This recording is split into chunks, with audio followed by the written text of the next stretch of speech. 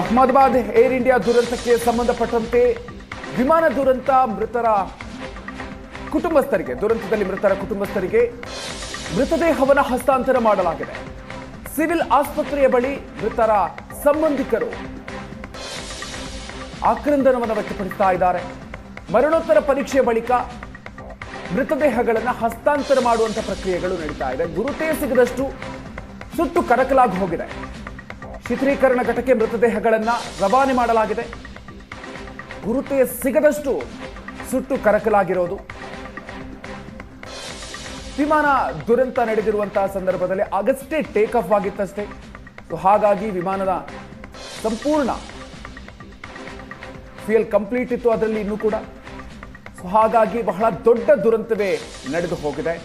1 ಲಕ್ಷಕ್ಕೂ ಹೆಚ್ಚು ಲೀಟರ್ ಅದರಲ್ಲಿ ಫ್ಯೂಯಲ್ ಇದ್ದ ಕಾರಣ ಬಹಳಷ್ಟು ದೊಡ್ಡ ಪ್ರಮಾಣದಲ್ಲಿ ನಷ್ಟ ಉಂಟಾಗಿದೆ.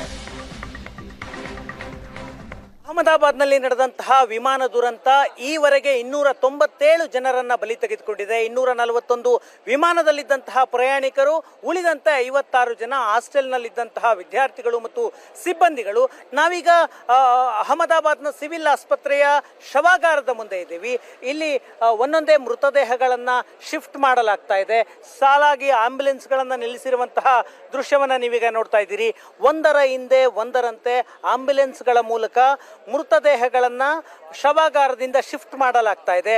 ಯಾವ ಮೃತದೇಹಗಳ DNA ಗುರುತು ಸಿಕ್ಕಿದೆ, ಯಾವ ಮೃತದೇಹಗಳ ಪೋಸ್ಟ್ ಮಾರ್ಟಮ್ ಆಗಿದೆ, ಅಂತಹ ಮೃತದೇಹಗಳನ್ನು ಒಂದೊಂದಾಗಿ ಶಿಫ್ಟ್ ಮಾಡುವಂತಹ ಕೆಲಸ ಆಗ್ತಾ ಇದೆ.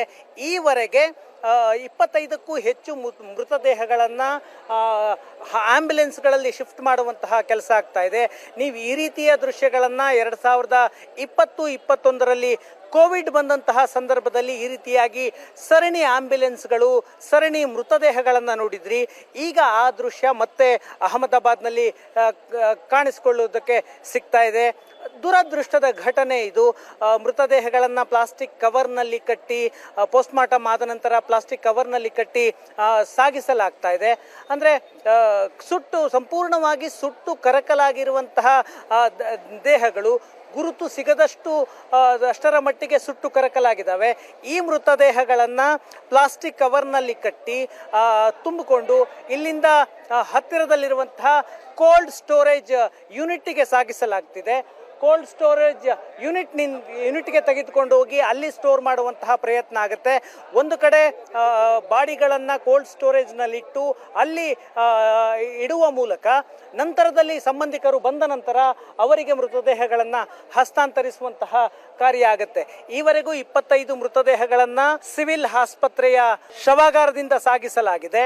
ಸಾಲು ಸಾಲಾಗಿ ಆಂಬ್ಯುಲೆನ್ಸ್ಗಳು ನಿಂತಿರುವಂತಹ ದೃಶ್ಯಗಳನ್ನು ನೋಡ್ತಾ ಇದ್ದೀರಾ. ಒಂದಾದ ಒಂದರಂತೆ ಆಂಬ್ಯುಲೆನ್ಸ್ಗಳು ಬರ್ತಾ ಇದ್ದಾವೆ. ಮೃತದೇಹಗಳನ್ನು ಇಲ್ಲಿಂದ ತೆಗೆದುಕೊಂಡು ಹೋಗಲಾಗ್ತಾ ಇದೆ.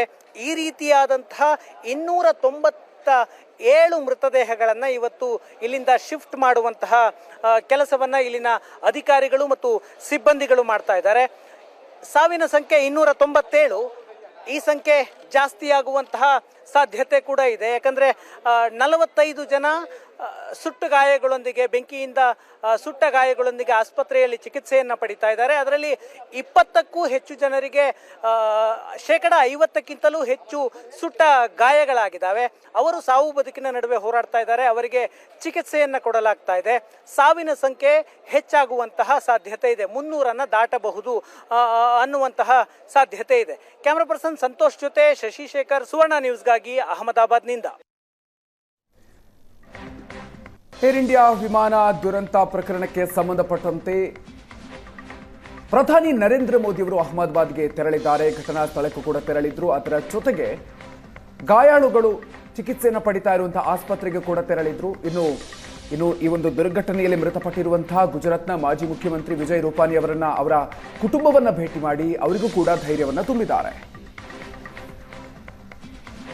ಹೆಚ್ಚಿನ ಡೀಟೇಲ್ಸ್ ಕೊಡ್ತಾರೆ ಅಹಮದಾಬಾದ್ನಿಂದ ನಮ್ಮ ಪ್ರತಿನಿಧಿ ಶಶಿಶೇಖರ್ ಇದೀಗ ನಮ್ಮ ಜೊತೆಗೆ ನೇರ ಸಂಪರ್ಕದಲ್ಲಿ ಜಾಯ್ನ್ ಆಗ್ತಾ ಇದ್ದಾರೆ. ಶಶಿ, ಪ್ರಧಾನಿ ನರೇಂದ್ರ ಮೋದಿ ಅವರು ಅಹಮದಾಬಾದ್ಗೆ ಬಂದಿದ್ದಾರೆ. ಇವತ್ತು ಪ್ರಮುಖವಾಗಿ ವಿಜಯ್ ರೂಪಾನಿ ಅವರ ಕುಟುಂಬವನ್ನ ಭೇಟಿ ಮಾಡಿ ಅವರಿಗೆ ಧೈರ್ಯವನ್ನು ತುಂಬುವಂತ ಕೆಲಸವನ್ನ ಮಾಡಿದ್ದಾರೆ. ಜೊತೆಗೆ ಏರ್ ಇಂಡಿಯಾದ ಸಿಇಒ ಅವರನ್ನು ಕೂಡ ಪ್ರಧಾನಿ ನರೇಂದ್ರ ಮೋದಿ ಅವರನ್ನ ಭೇಟಿ ಮಾಡಿ ಚರ್ಚೆಗಳು ನಡೆದಿದೆ. ಸೊ ಏನೆಲ್ಲ ಈ ಸಂದರ್ಭದಲ್ಲಿ ಚರ್ಚೆಗಳಾಗಿದೆ, ಏನೆಲ್ಲ ಡೀಟೇಲ್ಸ್ ಸಿಗ್ತಾ ಇದೆ ಶಶಿ?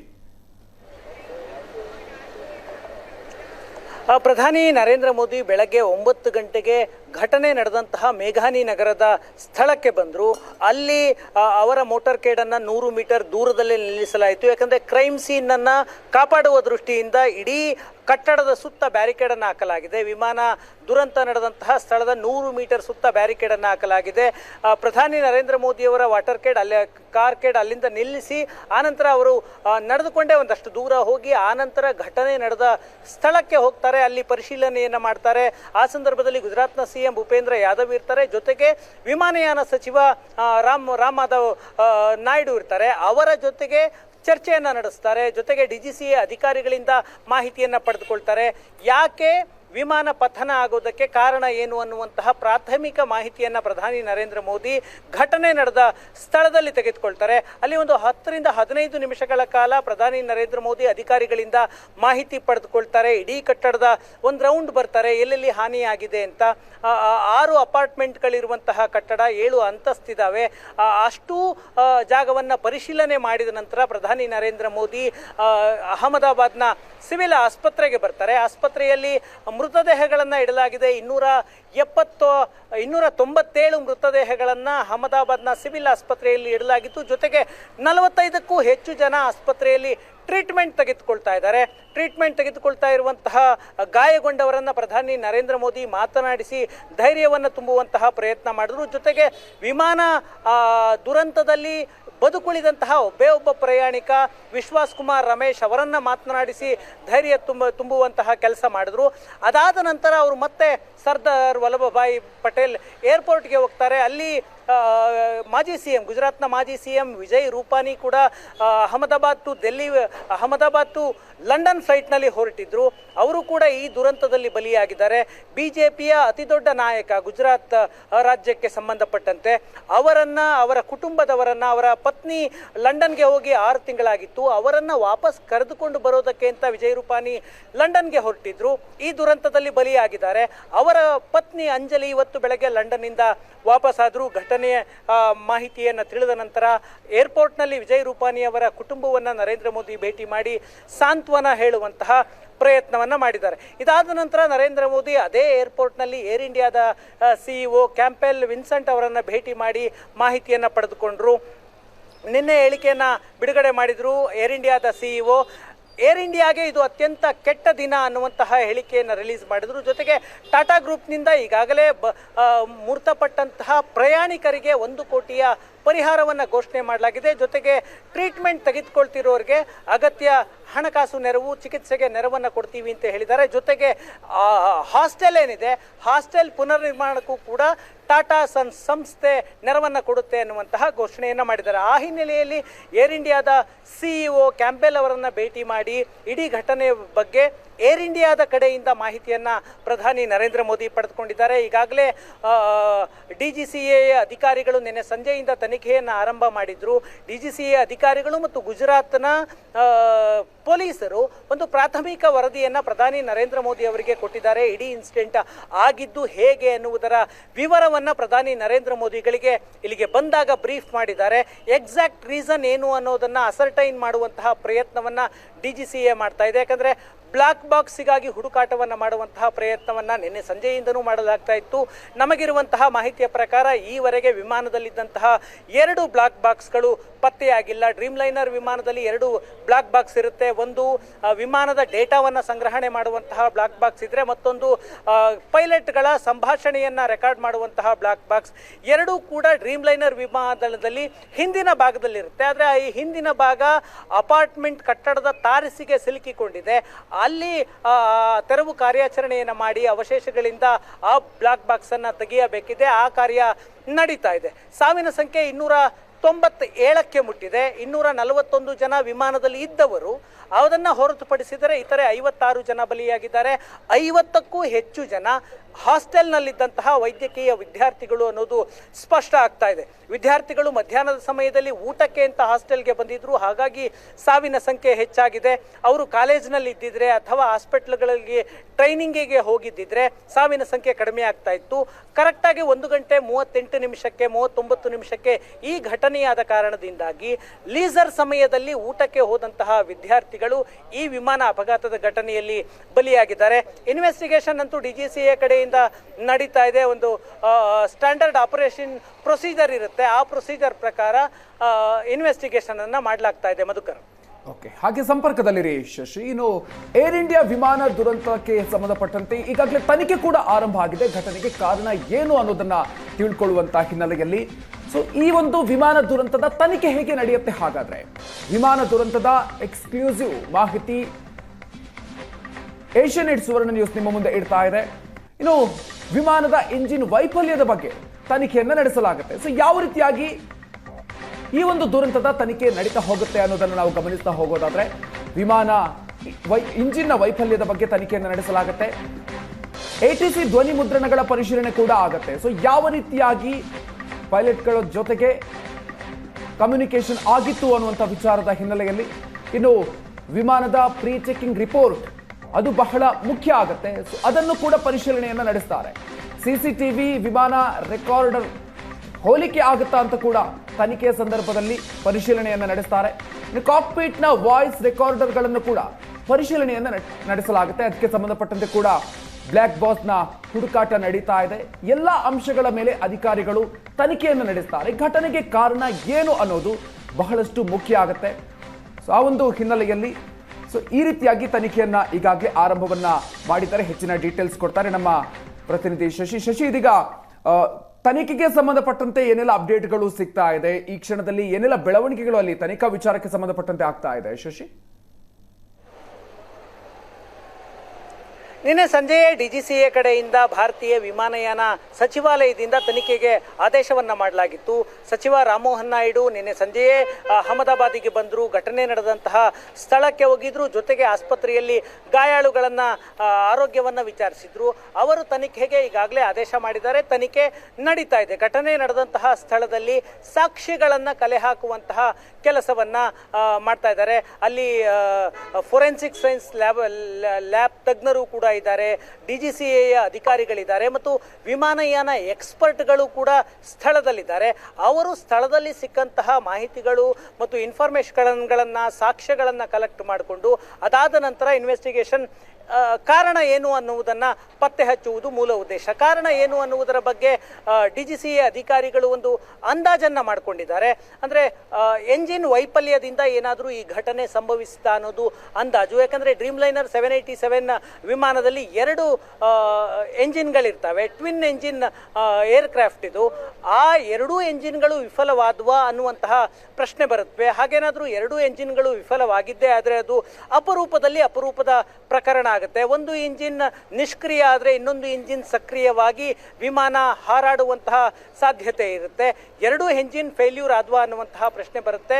ಮತ್ತೆ ಮೆಕ್ಯಾನಿಕಲ್ ಫೇಲ್ಯೂರ್ ಏನಾದರೂ ಆಯ್ತಾ ಅನ್ನುವಂತಹ ಪ್ರಶ್ನೆ. ಇಡೀ ಏರ್ಕ್ರಾಫ್ಟ್ ಅನ್ನ ನೀವು ಮಿಷನರಿಯ ದೃಷ್ಟಿಯಿಂದ ನೋಡಿದಾಗ ಅದು ಒಟ್ಟಾರೆ ಒಂದು ಮಷಿನ್. ಹಾಗಾಗಿ ಮೆಕ್ಯಾನಿಕಲ್ ದೃಷ್ಟಿಯಿಂದ ಯಾವುದಾದ್ರೂ ವೈಫಲ್ಯ ಆಗಿ ತಾಂತ್ರಿಕ ದೋಷ ಆಗಿ ಈ ದುರಂತ ಸಂಭವಿಸ್ತಾ ಅನ್ನುವಂತಹ ಪ್ರಶ್ನೆ ಬರುತ್ತೆ. ಅದರ ಪ್ರಕಾರವೂ ಕೂಡ ಪರಿಶೀಲನೆ ಮಾಡ್ತಾ ಇದ್ದಾರೆ. ಜೊತೆಗೆ ಟೇಕ್ ಆಫ್ ಆಗುವಂತಹ ಸಂದರ್ಭದಲ್ಲಿ ಅಂದರೆ ಕೇವಲ 32 ಸೆಕೆಂಡ್ಗಳಲ್ಲಿ ಟೇಕ್ ಆಫ್ ಆದಂತಹ 32 ಸೆಕೆಂಡ್ಗಳಲ್ಲಿ ಪತನ ಆಗಿದೆ ವಿಮಾನ. ಆ ಪತನ ಆಗೋದಕ್ಕೆ ಪೈಲಟ್ ಎರರ್ ಕಾರಣ ಏನಾದರೂ ಇರಬಹುದಾ ಅನ್ನುವಂತಹ ಅಂದಾಜಿದೆ. ಯಾಕಂದರೆ ಅತ್ಯಂತ ಅನುಭವವುಳ್ಳಂತಹ ಪೈಲಟ್ ಈ ವಿಮಾನವನ್ನು ಚಾಲನೆ ಮಾಡ್ತಾ ಇದ್ರು. 8,000 ಗಂಟೆಗಳಷ್ಟು ಪ್ರಯಾಣ ಮಾಡಿದಂತಹ ಅನುಭವ ಇರುವಂತಹ ಪೈಲಟ್ ಕ್ಯಾಪ್ಟನ್ ಈ ವಿಮಾನವನ್ನು ಚಲಾಯಿಸ್ತಾ ಇದ್ರು. ಹಾಗಾಗಿ ಆ ಸಾಧ್ಯತೆ ಇಲ್ಲ ಅಂದುಕೊಂಡ್ರೂ ಕೂಡ ಒಂದು ಅಂದಾಜಿಗೆ ಹ್ಯೂಮನ್ ಎರರ್ ಇರಬಹುದಾ ಅನ್ನುವಂತಹ ಪ್ರಶ್ನೆ ಇದೆ. ಜೊತೆಗೆ ಟೇಕ್ ಆಫ್ ಸಂದರ್ಭದಲ್ಲಿ ಹಕ್ಕಿ ಅಡ್ಡ ಬಂದು ನಿಯಂತ್ರಣ ತಪ್ಪಿ ಆ ರೀತಿಯಾಗಿ ಏನಾದರೂ ಅವಘಡ ಆಗಿದೆಯಾ ಅಂತ ಈ 4 ಆಯಾಮಗಳಲ್ಲಿ ತನಿಖೆಯನ್ನು ಮಾಡ್ತಾ ಇದ್ದಾರೆ. ಈ ಎಲ್ಲ ಪ್ರಶ್ನೆಗಳಿಗೂ ಉತ್ತರ ಸಿಗೋದು, ಎಲ್ಲ ಅನುಮಾನಗಳಿಗೆ ಉತ್ತರ ಸಿಗೋದು ಬ್ಲಾಕ್ ಬಾಕ್ಸ್ ಪತ್ತೆಯಾದ ನಂತರ. ಬ್ಲಾಕ್ ಬಾಕ್ಸ್ನಲ್ಲಿ ವಿಮಾನದ ಕಾಕ್ಪಿಟ್ನಲ್ಲಿ ಪೈಲಟ್ಗಳು ನಡೆಸಿದಂತಹ ಸಂಭಾಷಣೆ ರೆಕಾರ್ಡ್ ಆಗಿರುತ್ತೆ. ಆ ಸಂಭಾಷಣೆಯಲ್ಲಿ ಪೈಲಟ್ಗಳು ಏನು ಮಾತಾಡ್ಕೊಂಡಿದ್ದಾರೆ, ಆಗ ಕಾಣಿಸಿಕೊಂಡಂತಹ ಸಮಸ್ಯೆ ಏನು ಅನ್ನೋದು ಗೊತ್ತಾಗುತ್ತೆ. ಜೊತೆಗೆ ಮತ್ತೊಂದು ಬ್ಲಾಕ್ ಬಾಕ್ಸ್ನಲ್ಲಿ ವಿಮಾನದ ಡೇಟಾ ರೆಕಾರ್ಡ್ ಆಗಿರುತ್ತೆ. ಅಂದರೆ ವಿಮಾನದ ಯಾವುದೇ ಭಾಗದ ಯಾವುದೇ ಪಾರ್ಟ್ನಲ್ಲಿ ಏನೇ ತೊಂದರೆಯಾಗಿದ್ರೂ ಕೂಡ ಅಲ್ಲಿ ಒಂದು ಡಿಜಿಟಲಿ ರೆಕಾರ್ಡ್ ಆಗಿರುತ್ತೆ. ಯಾವ ಕಾರಣದಿಂದ ಗ್ಲಿಚಸ್ ಆಗಿದೆ ಅನ್ನೋದು ಡಿಜಿಟಲ್ ರೆಕಾರ್ಡ್ ಆಗಿರುತ್ತೆ. ಅದು ಎಂಥದ್ದೇ ದುರ್ಘಟನೆಯಲ್ಲೂ ಕೂಡ ಬ್ಲಾಕ್ ಬಾಕ್ಸ್ಗೆ ಹಾನಿ ಆಗೋದಿಲ್ಲ. ಅಷ್ಟು ಗಟ್ಟಿಯಾದಂತಹ ಮೆಟೀರಿಯಲ್ ಮೂಲಕ ಬ್ಲಾಕ್ ಬಾಕ್ಸನ್ನು ಮಾಡಿರಲಾಗುತ್ತೆ. ಆ ಕಾರಣದಿಂದಾಗಿ ಆ ಬ್ಲಾಕ್ ಬಾಕ್ಸ್ನಲ್ಲಿ ಸಿಗುವಂತಹ ಮಾಹಿತಿ ಇಡೀ ಘಟನೆಗೆ ಕಾರಣ ಏನು ಅನ್ನುವುದನ್ನು ತಿಳಿಸುತ್ತೆ. ಹಾಗಾಗಿ ಬ್ಲಾಕ್ ಬಾಕ್ಸನ್ನು ಹುಡುಕುವಂತಹ ಪ್ರಯತ್ನವನ್ನು ಅಧಿಕಾರಿಗಳು ಮಾಡ್ತಾ ಇದ್ದಾರೆ. ಈಗಾಗಲೇ ತನಿಖೆಗೆ ಅಮೆರಿಕ ನಾನು ಕೂಡ ಕೈ ಜೋಡಿಸ್ತೀನಿ ಅಂತ ಹೇಳಿದೆ. ಬಿಕಾಸ್ ಬೋಯಿಂಗ್ ಕಂಪನಿ, ಅಮೆರಿಕದ ಬೋಯಿಂಗ್ ಕಂಪನಿ ಅಭಿವೃದ್ಧಿ ಮಾಡಿರುವಂತಹ ವಿಮಾನ ಮೊದಲಿಗೆ ಡ್ರೀಮ್ ಲೈನರ್ 857 ಮಾದರಿಯ ಮೊದಲ ವಿಮಾನ ಇದು ಜಗತ್ತಿನಲ್ಲಿ ಪತನ ಆಗಿರೋದು. ಡ್ರೀಮ್ ಲೈನರ್ನ ಬೇರೆ ಬೇರೆ ಮಾದರಿಯ ವಿಮಾನಗಳು ಪತನ ಆದಂತಹ ಉದಾಹರಣೆಗಳು ಸಾಕಷ್ಟಿದ್ದಾವೆ. ಆದರೆ ಈ ಮಾದರಿ 787 ಮಾದರಿ ಏನಿದೆ ಅದು ಮೊದಲ ಬಾರಿಗೆ ಪತನ ಆಗಿರೋದು. ಆ ಕಾರಣದಿಂದಾಗಿ ಬೋಯಿಂಗ್ ಕಂಪನಿಯ ವಿಮಾನ ಪತನ ಆದರೆ ಜಗತ್ತಿನಾದ್ಯಂತ ಬೋಯಿಂಗ್ ಶೇರ್ಗಳು ನಿನ್ನೆಯಿಂದಲೇ ಬೀಳ್ತಾ ಇದ್ದಾವೆ. ಜೊತೆಗೆ ಆ ಕಂಪನಿಯ ಮಾರುಕಟ್ಟೆಗೆ ಸಮಸ್ಯೆಯಾಗುತ್ತೆ. ಆ ಕಾರಣದಿಂದಾಗಿ ಅಮೆರಿಕದ ಅಧಿಕಾರಿಗಳು ಕೂಡ ಈ ತನಿಖೆಯಲ್ಲಿ ಭಾಗಿಯಾಗ್ತೀವಿ ಅಂತ ವಿದೇಶಾಂಗ ಸಚಿವಾಲಯದ ಮೂಲಕ ಮನವಿಯನ್ನ ಮಾಡಿಕೊಂಡಿದ್ದಾರೆ. ಅವರಿಗೂ ಕೂಡ ತನಿಖೆಯಲ್ಲಿ ಪಾರ್ಟ್ ಆಗೋದಕ್ಕೆ ಅವಕಾಶ ನೀಡುವಂತಹ ಸಾಧ್ಯತೆ ಇದೆ. ಎಲ್ಲ ಪ್ರಶ್ನೆಗಳಿಗೆ, ಎಲ್ಲ ಅನುಮಾನಗಳಿಗೆ ಉತ್ತರ ಸಿಗಬೇಕು ಅಂದರೆ ಮೊದಲಿಗೆ ಬ್ಲಾಕ್ ಬಾಕ್ಸ್ ಸಿಗಬೇಕು. ಅದನ್ನು ಹುಡುಕುವಂತಹ ಪ್ರಯತ್ನ ಆಗ್ತಾ ಇದೆ. ಜೊತೆಗೆ ಸ್ಥಳದಲ್ಲಿ ಫೊರೆನ್ಸಿಕ್ ತಜ್ಞರು ಸಾಕ್ಷ್ಯಗಳನ್ನು ಕಲೆಕ್ಟ್ ಮಾಡ್ತಾ ಇದ್ದಾರೆ.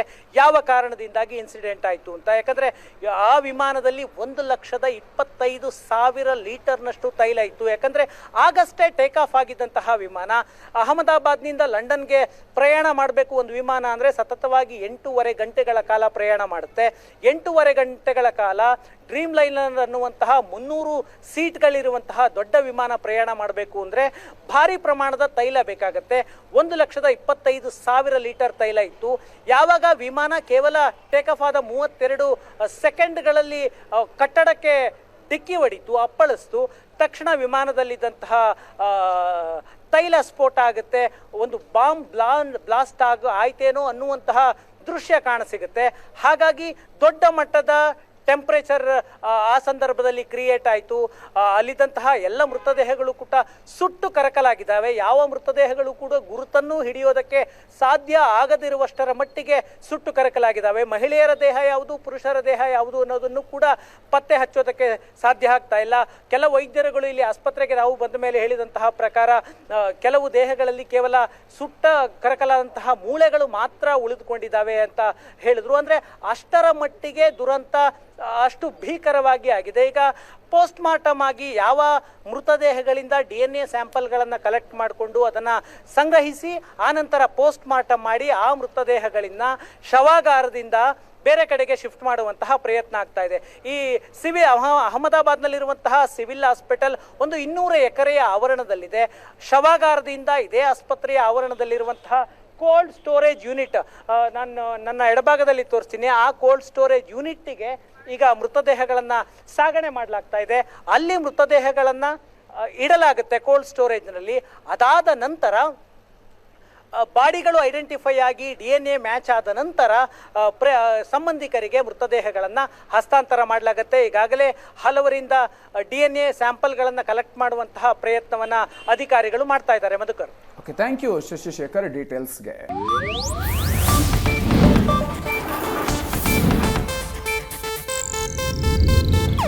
ಇದು ಏಷ್ಯಾನೆಟ್ ನ್ಯೂಸ್ ನೆಟ್ವರ್ಕ್ ಪ್ರಸ್ತುತಿ.